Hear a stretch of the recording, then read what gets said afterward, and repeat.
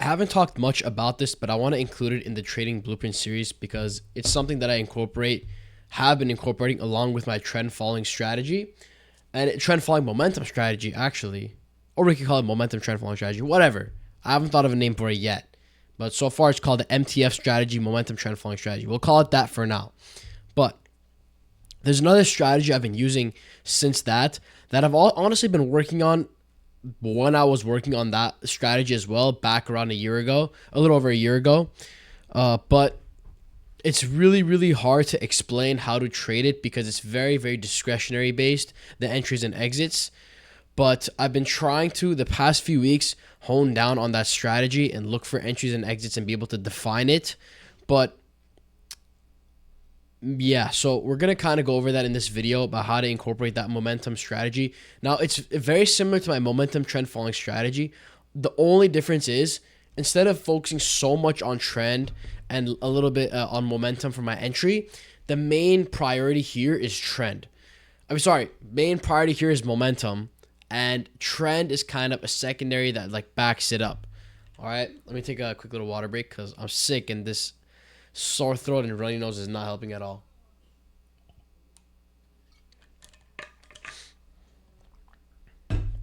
So let's go onto the charts over here. Okay. So this is the trade. These are the trades we took today. By the way, we're practically around a little above break even. We took one win, one loss, bigger win than our loss. So we ended up being in profit a little bit, but yeah, overall, we didn't get any trend fall and momentum trend falling trades today. The only possible trade was this one as a potential trade. Why? Because if we target up to here, it would have been a 4.7 risk to reward trade. But this candle, I didn't really consider a momentum candle because if you compare it to these previous candles, a lot stronger than these strong down moves and not really a strong green candle. But it honestly is a valid setup if you would consider this a momentum candle. I personally don't, from my experience. So if you were going by my playbook, this is not a momentum candle. I wouldn't have entered off of this. So, but everything else was still intact. We had a momentum. We had the 200 moving average sloping upwards. We had us holding above the price as we're going into market open, holding above the moving average. Jeez, I cannot talk and say the right words. We're holding above the moving average going into market open, and we also started an uptrend as we were coming into market open. Just right before it, these last like 40 minutes, we started consolidating. So coming into market open, I wanted to see that breakout, right? Let me move this out of the way. I wanted to see that breakout of this consolidation to show that price wanted to continue out of this zone and continue forming the next higher high and higher low. So what I wanted to see was, okay, I want to see a push up and then we get a retracement. And then whenever we get a momentum candle after this retracement, I'll enter longs. Like up here, enter longs, target this high, put my stops below here, or target a 1-to-1 if it would have given me a worse risk to reward. Or if a better risk to reward, actually.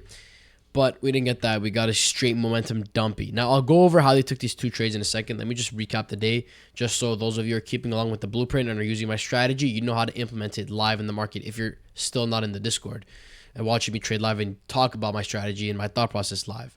So we saw this dump. We wanted to see that next leg up off of that retracement, right, to continue that next leg up from the trend falling strategy, right? Momentum over here, enter, you already know. But we didn't get that. Straight up dumpy, down all the way, passing below these lows, almost literally falling below the moving average line, which again is something that I'm going to be very careful of if that happens. Oh, hold on. My chart is like huge. Let me move. Not my chart. My camera is huge. Let me make that smaller so you guys can see the trades. So we ended up falling below the moving average line, and more than I would like because we also closed below these lows as well.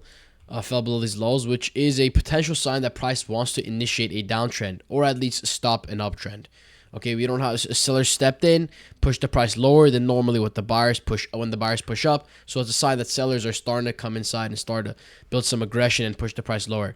So we're going to be hesitant to take some longs if we get a momentum candle all the way down here because sellers, you guys see these strong black candles have a lot of strength, right? So we're going to stay patient, right? Even though this might be a momentum candle down here and Honestly, oh, I got stopped out. But I was about to say, honestly, it worked if you wanted to target these highs for almost a 5 restore, but it got stopped out and it would have hit your take profit right away. Regardless, I wouldn't consider this a momentum candle because if you compare it to the size of the previous candles, it's about less than practically half the size, right? If we hover over this on the top left, it tells us that the size of this candle is negative 28 points. This green candle is just 13 points. So it's literally less than half the size. Anyways, that's not a momentum candle. What I was looking for after the strong dump was like, all right, we fell below it, but we did reclaim above the moving average very, very quickly. So in order for me to look for longs, I'm going to want to see a push up, ideally above this high, all the way back up here, and then a push down. I'll catch the next leg up move. Or I want to see us push up at least a decent amount and then push down and then push back up, push the high, push past the high. And then on the next retracement, next leg up, I'll catch the momentum candle here and ride the next leg up. But we didn't get that. So what happened?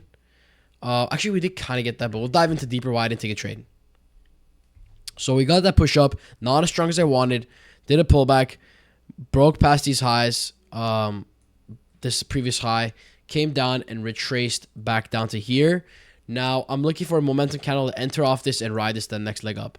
Now we're approaching the end of my trading time, which is around 7:15 a.m. Pacific time, which is just 10:15 a.m. Eastern time. So now I'm being a little bit hesitant to take a trade unless it's A+ because we're entering the end of my trading window that I've made for myself.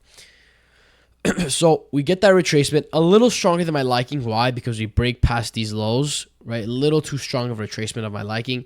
Really strong momentum on these down moves, which I don't really want to see. I want to see a solid, healthy pullback of ideally if it was up until here, nothing less. I would have liked a candle to continue targeting these highs, but we didn't get that. So he pulled back pretty stronger than I wanted, and we didn't have any sort of momentum candles. You guys can see down here, we had this green candle right here, right? Would have worked, but this green candle as well. This is the only valid candle that I would have considered a potential momentum candle. I just wasn't paying attention towards the end of the period to see how the candle exactly formed. But knowing the strategy well enough, this candle doesn't look strong enough for a momentum candle. Reason being is because if you compare it to the previous candles, we have a lot of strength to the downside compared to this green candle, right? Seeing how the candle forms is very important as well because you can see how the candle actually formed go up from its open to its close. Did it push up really strong and hold the top of the zone, hold the top of the candle, or did it stay at the bottom and then last second just jump up, or did it go up, come back down all the way to literally it's the open price and then go back up and just fluctuate a lot? What happened, right? It's very important. You don't get that context whenever you're looking at the candlestick purely from open, high, low, close data. If you're looking at it on, for example, I mean, you could go on the lower time frame, like 1 second time frame and see what this candle did, but that's kind of diabolical. That's taken it to another level. But you don't need to be doing that unless you really, really want to know what happened on this specific candle. So if I saw this candle forming in real time, maybe I would have taken this trade. But for now, we didn't take this trade because they didn't look like a valid momentum candle after we saw the candle close. Okay, but seems like the trade worked, but doesn't really matter. Regardless, still going to keep an eye on these types of trades. Just because it worked once doesn't mean I'm just going to be like, oh, now I'm going to take all these strategies, now all these trades, that momentum. When the momentum candle looks like a half-assed momentum candle, I'm still going to take the trade because it worked just one time. You got to look at it at a bunch of different trades with this specific style where the momentum candle is half-ass or halfway built and compare them together, right? Not just one trade, maybe like 20, 30 trades of whenever the momentum candle is built like this. Okay? Now, that's kind of our analysis for the momentum trend falling strategy. By the way, then our session window ended at like 10:15 Eastern, which is 7:15 a.m. for me.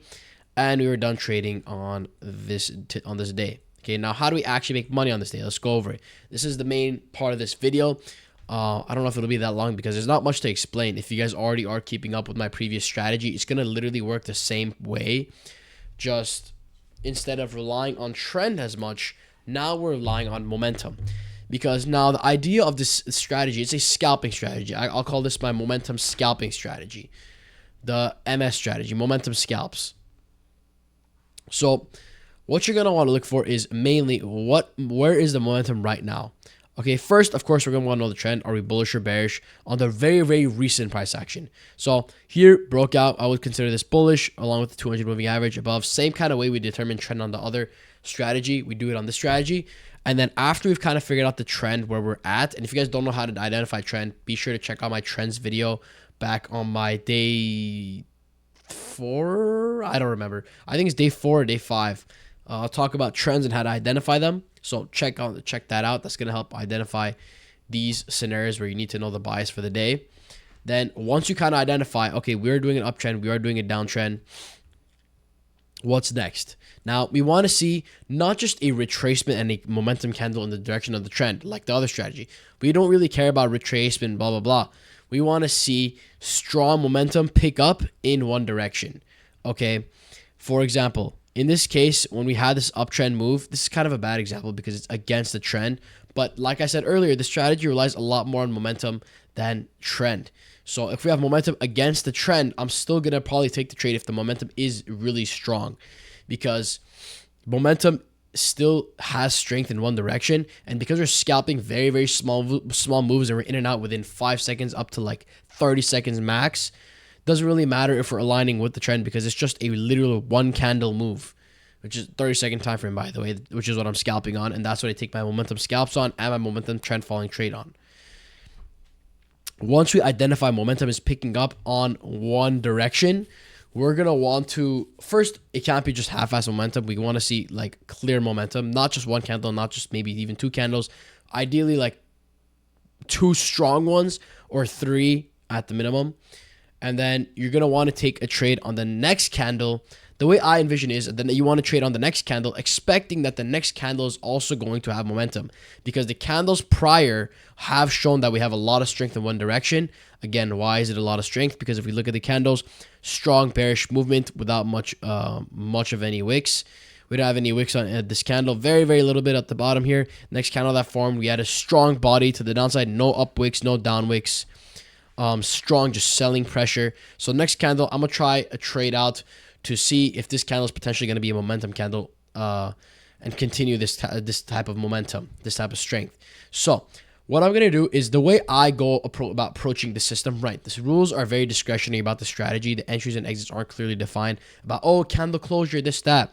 You enter as soon as you see the momentum building up, and then you exit for a 1-to-1 risk to reward based on the volatility. The bracket size of your trade is dependent on the volatility of the recent price action, which we'll go over more into later. So, see the momentum building up to the downside. Next candle opens. I'm waiting to see some sell side pressure, and then I'm going to jump in for shorts. This is way too late to enter for shorts. I never usually enter this late. The candle jumped downwards when I was about to enter. I think I clicked the sell button down here, right? When we start to show some selling pressure. I clicked the sell market button or sell market button, got filled in my position over here. So I got filled all the way down here around this area.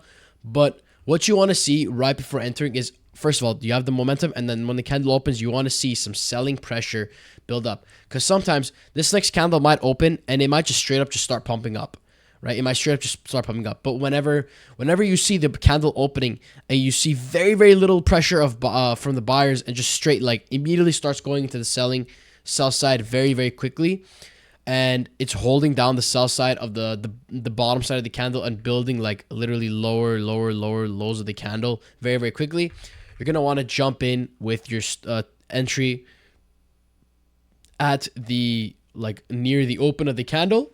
And you're going to want to ideally have your stop loss above the candle, because that'll prevent you from getting stopped out or unnecessarily stopped out. Because if the trade is, if you enter the candle right here and it hits your stop loss and goes back down here, that's still considered a momentum candle. Maybe not when you're looking at the candle live, but in history, when you look back at the candle, let's say we don't have access to any lower time frames, this is considered a momentum candle, right? Because we have a strong, the idea of a momentum candle is having a strong body in one direction without wicks, with really, really short wicks, ideally no wicks. And the size of the candle is a lot larger compared to the previous candles, compared to the regular candles that are happening throughout the day. That's a sign of a momentum candle if you have those criteria. Now, you want to kind of enter this trade around this point when you start seeing a lot of selling pressure, getting your stop loss outside, like I said, because that's going to kind of give you more validation for your trade, because a momentum candle is not going to go all the way down here and pick up back here and create a bigger wick. Usually, that's not going to be the case, right? The only case that happens is whenever the momentum stops. So sometimes you'll see that happening, but hardly that'll ever happen. That's why having your stops out are going to be better for you. But the only sacrifice you have in that case is your entry is going to be less accurate because you're not waiting as much for selling pressure. Along with that, in this type of trade, we're not expecting much out of price, right? We're not expecting price to make a huge move. We're just expecting price to continue doing what it's already doing, and not create another massive, huge candle, right? So again, this trade was not a very, very good example. First, because it was against the trend, and I want to give you as towards a trend following trade, for example. But it really doesn't make a difference because this trade idea stays the same because we're more so relying on momentum in this example.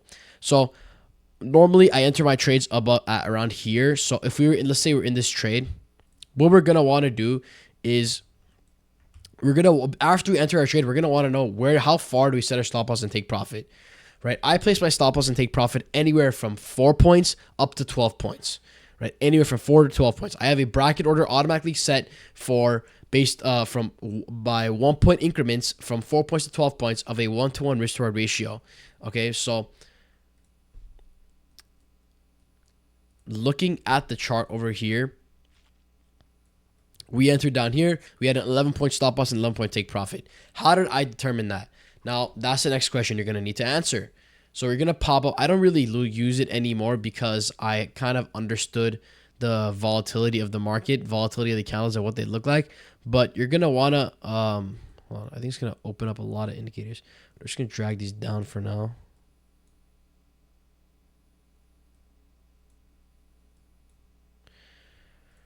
You're going to want to pop open the average true range indicator, okay? Which indicator is that? I got to point that out. Also, why is there why is it blank back here? Anyways, so where is ATR? Okay, so this is ATR. Let's just drag this down here.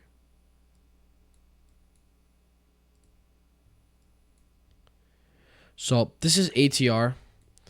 You guys can customize this however you want. So let's say I set this on 1. The reason being is because when you set the period to 1, it's going to tell you the average true range, the ATR of the one candles ago, right? So it's going to tell you the volatility of the candle previous. So if this is the candle closure, this is going to tell you the volatility of this candle. But as this candle is forming, you're going to look at the candle before 637.30, and it's going to tell you the volatility of this specific candle. So 19.75 is the size of this candle. That means if we look down here, we should see around a size of 19.75 in terms of the size of the candle down here as well, the true range of the candle. So you guys see 19.25, practically 19.75. It's practically the exact same. So now what you're going to do with this number is you're going to want to take your bracket size at least a little below half the size of the ATR. So I wasn't as accurate in terms of, well, that's why it's not drawing accurately. Whatever. So you're going to want to get this ATR size, right? You're going to have the ATR open below you. You guys can customize this to a different way. I think if it's easier when you have it like this. Columns, maybe. Step line honestly isn't bad either. But yeah, what in the world is that? Or you can do circles. I've done circles sometimes. It's a little weird because ideally I'd want to have dashed lines. That'll be a lot easier. But you can go with the step lines. Okay. So that'll help plot it as a line. A lot easier to know. When you're hovering over the candle, by the way, if you guys are paying attention to what the ATR indicator is saying, you see the number in blue right here. It tells you the ATR value as you're hovering on the candle. Okay. And you guys can compare the volatility throughout the day. So market open. Volatility is pretty large, and you can see the bottom side of this line starts flat and it starts decreasing a little bit, and the average gets lower and lower as we go about the day, right? So you can kind of understand the volatility of the day by just observing what is the low end of it. So we have at most times we're not falling below 8 points on every candle, and at the top we have usually like 19, 20 point candles at the top on average, but we also have outliers of up to literally 40 point candles, 30 point, 40 point, 43 point candles. But you can see the averages go down as the day progresses. Now, if you guys don't want to use ATR indicator, you don't have to. You can also, if you're using TradingView, get rid of this. You can look at this number up here where it says +1. That'll tell you the size of the current candle you're hovering over your mouse or hovering your mouse over. So this is 18.75, 12.75, -7, whatever. You guys can see that a little bit. But again, if you don't have a good understanding of the volatility and you want to get used to understanding the volatility, highly recommend using the ATR thing indicator, because that's gonna plot out. Dude, what is wrong with my chart, bro? Why is it so bugging? Whatever. Highly recommend using the indicator because it's gonna help plot down the volatility for the day and volatility for the specific candle that you're looking at. Oh my god, it's like I lost my voice. Jesus Christ. Another water break.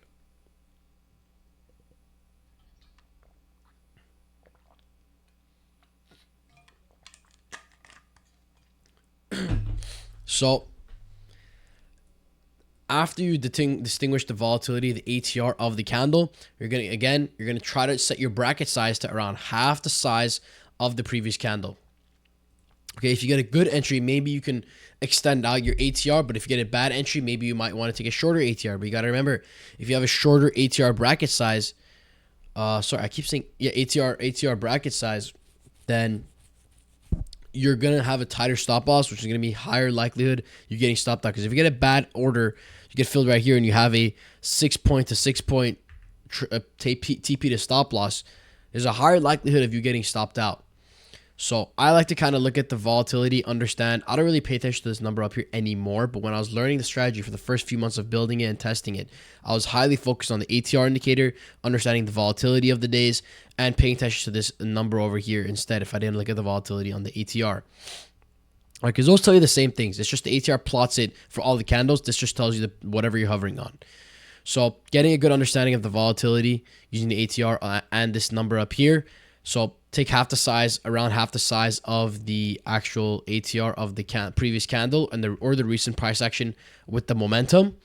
And because ideally, if this candle is not as strong as this candle or stronger, then you're still going to be able to profit because, again, you're not expecting much out of price. You're not trying to make it cause a huge move. You're just expecting that price is going to continue doing what it's already going to do, right? So as long as price is continuing to make momentum candles without making weird kind of like wicks at the top, you should be able to win your trades. The only times you should lose is whenever, let's say, a new candle happens. Let's say this candle for like 10 seconds, it had selling pressure to the downside. We got in over here, put our stop loss outside of the candle for example, 8.75 points, and then 8.75 points over here, and we got stopped out, and price ended up losing momentum and going back against the trend. That's a valid trade because we had our entry confirmation, which was we wanted to see momentum show up on the previous candles and some selling pressure right when the new candle opened. Okay, and we got exactly that. So a new candle opened, we got some selling pressure, put our stop loss at the outside of the zone, outside of the candle, and then our target was inside of the candle, not expecting much out of price because our 8.75 points was less than half the size of this ATR, a lot less, almost less than a third. Well, it is less than a third, which is still pretty good because our entry was good. And honestly, you guys, there is not a specific rule in terms of take profit and loss, stop loss for this specific strategy. I've had times where I extend out my take profit because the ATR, because I get a really, really good entry and this trade shows a lot of potential. I drag out my take profit and I let the trade play out. Or if I see that we're having a lot of momentum, I'll just delete the limit order for my take profit and I'll let the trade run and I'll drag my stop loss in profit as I go. So it's all personal preference and what you figure out from your experience and personalizing this approach to your own style. But the idea that there is momentum in the market, and when there's momentum, there's strength on one side, and there's money to be made off of that move is there in the market for you to try out and for you to observe and for you to take advantage of. So that's pretty much going to wrap up the strategy, covering kind of the good wins and good losses. right? And how to enter. We covered how to enter, what to look out for in terms of context, in terms of momentum candles, in terms of stop loss and take profit setup, the bracket order setup, right? Anywhere from 4 to 12 points. Could be all dependent on the volatility of the price action. You don't have to do 1-to-1. I do 1-to-1 because it's better for me in terms of consistency and easier to set up as well because it's the idea of it makes more sense. It's just when you get a really good entry with a really good stop loss and can have room for letting your take profit wiggle further past, you can go ahead and do that, right? It's all personal preference. Now, yeah, these candles weren't that great of entries, right? I had this one down here. So we just had a lot of momentum. I got filled at a pretty bad price, right? I executed and I got filled at a worse price, but still ended up working out. And this next trade ended up being a losing trade because I entered again, same thing here.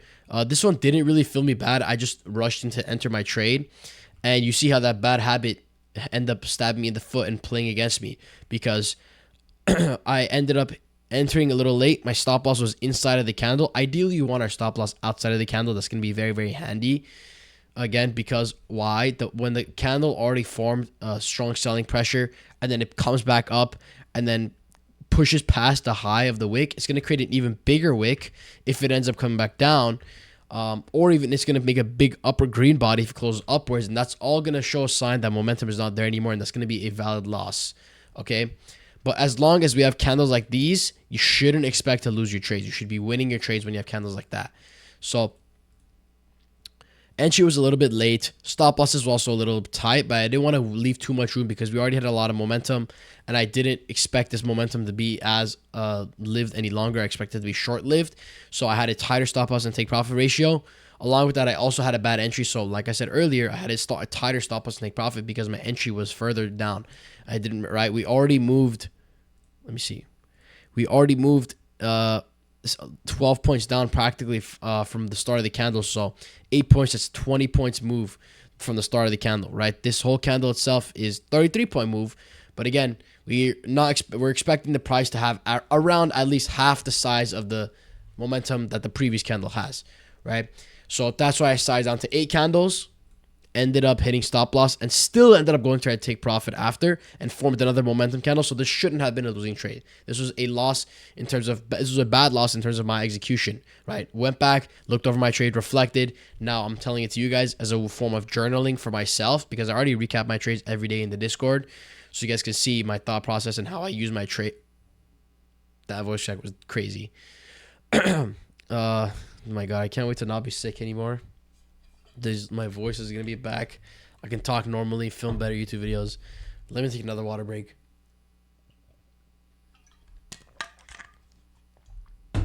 But, yeah.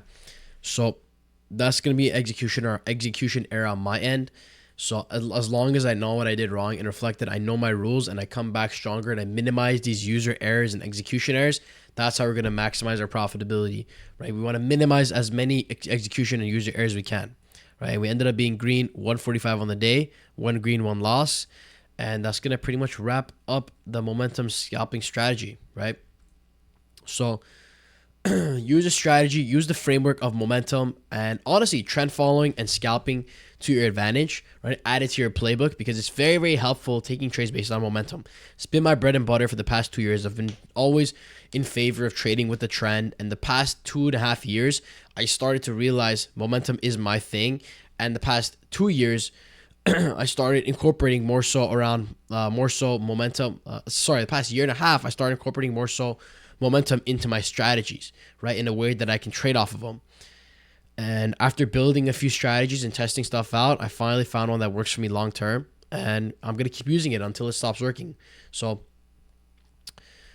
the market moves off of momentum. When there's strength in one direction, it's going to keep pushing in that direction. So, and it's always going to have momentum, right? There's always going to be at periods of time where we have strong aggression in the sellers and buyers, right? Sometimes what you might see as well, this is part of my market experience. So you might see a strong push up in one direction, right? A very, very strong move in one direction.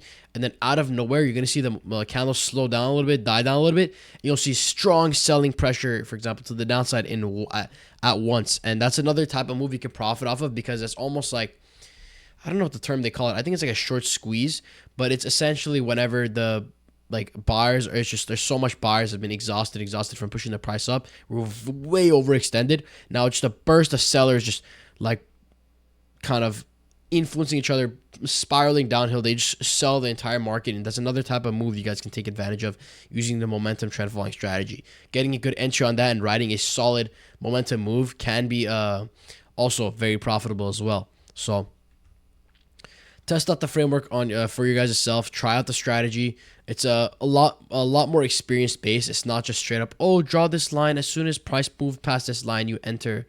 As soon as price break moves above this line, you enter. It's more so experience based and based on your intuition and discretion. So it's gonna take some practice getting used to it, and don't be afraid of practice, man. Like, you're on demo. Ideally, you're on demo practicing this strategy, getting better at it, getting better at understanding it, getting better at visualizing and seeing what real momentum looks like and what fake momentum looks like, and short-lived and long-lived momentum looks like, and how to play this, incorporating it with the trend, right? Now, I didn't really talk too much about how I incorporate this with trends. I just mainly talked about how I use momentum with it. Usually, I'm going to be more inclined to taking trades that have momentum to the in the direction of the trend, and if they're against the trend, I don't want to take. It's very experience based taking against the trend, because it's not ideal to take momentum against the trend. Again, because we know when there's trends, that means the buyers are pushing the price a lot higher than the sellers are when they're pushing it down. So buyers have the strength over longer time frame. So you don't want to be caught on the other side of that, even though we have some potential momentum that could be short-lived, right? The momentum against the trend is usually more short-lived. So the only time I'll potentially take trades against the momentum is when I see strong momentum in the opposing trend direction, right? That's the only times I'll probably take some momentum trades. But most of the time, my momentum trades are in line with the high time frame trend, because that's kind of the high probability move. Now, that'll pretty much wrap up everything I need to cover for the momentum scalping. If there's something I need to cover extra, you guys can let me know down in the comments. If there's something it didn't really make sense, or you want me to explain more about, you can let me down in the comments. Or if you're in the Discord, you can let me know, and I'll talk about it more on the Discord live or the TikTok live. And hopefully I can explain to you guys the strategy better, because this strategy is one of my favorite strategies. It's stupid simple. I always love strategies that keep trading stupid simple. Have a basic framework and rely on experience and you just mastering the strategy's framework and the idea behind why it works, right? All my strategies have a why behind it, right? It's not some stupid random like drawings on a chart that I just made. It's based on price action. It's based on concepts that all markets follow, which is idea of trends of higher highs and higher lows. And when we have trends in one direction, the buyers push it up. For example, uptrend, buyers push up the price a lot stronger than the sellers do when they push it down. And that shows we have strength in one direction, and we continue to do that, right? That's going to show us what an uptrend is, so we're going to want to be in favor of the high probability move. Now, yeah, so if there's any questions, let me know down below in the comments. I'll get to it whenever, or cover another video on it if I see it's very important. But yeah, that'll wrap it up. I will see you guys in the next video. Take care, y'all.